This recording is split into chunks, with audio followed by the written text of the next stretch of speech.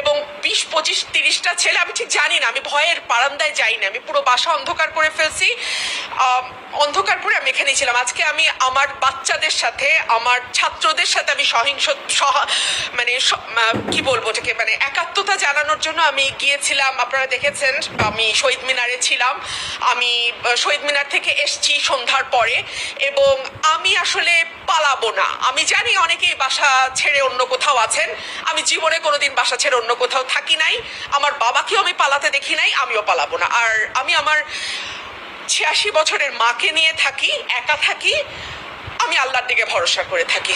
এই